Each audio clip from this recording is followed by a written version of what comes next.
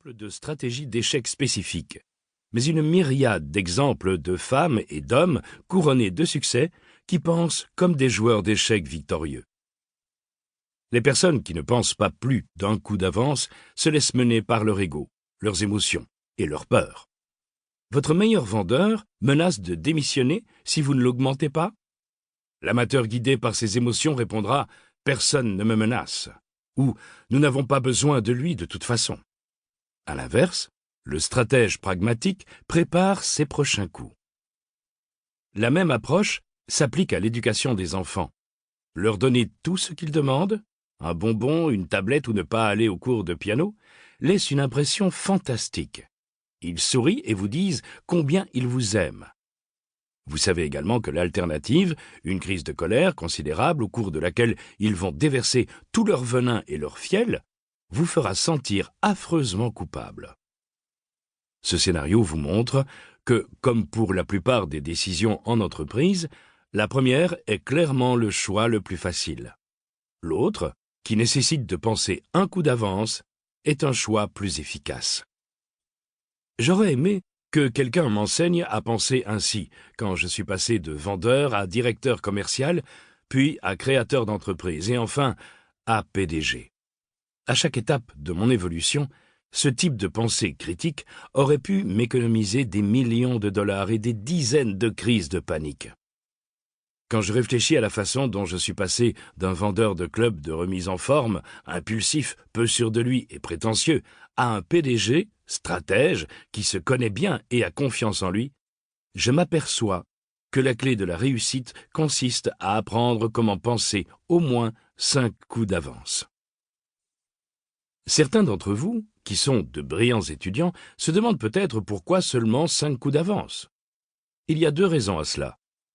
Premièrement, 5 coups se situent à un carrefour idéal entre stratégie réfléchie et action rapide. Toutefois, dans certaines circonstances, vous choisirez de penser au-delà de 5 coups. Par exemple, lors d'une réunion annuelle hors site ou pour analyser une éventuelle acquisition ou l'établissement d'une colonie sur Mars. Mais attention, un trop grand nombre de coups d'avance peut conduire à la paralysie par l'analyse. 5 coups suffisent en général pour anticiper les résultats futurs et visualiser les attaques et contre-attaques.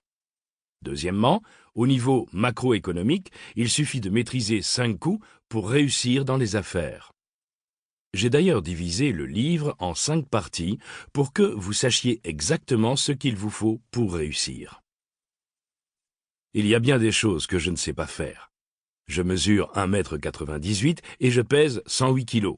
Mais je ne sais pas pour autant jouer au basket ou au football. Je ne sais pas non plus écrire du code informatique ni construire un moteur de A à Z. Mais s'il y a une chose que je sais faire, c'est aider les entrepreneurs et les cadres dirigeants à mettre au point une stratégie pour conquérir un marché. Lorsque je m'installe dans une salle de réunion, à côté d'un créateur d'entreprise ou d'un PDG, nous envisageons la stratégie comme un jeu.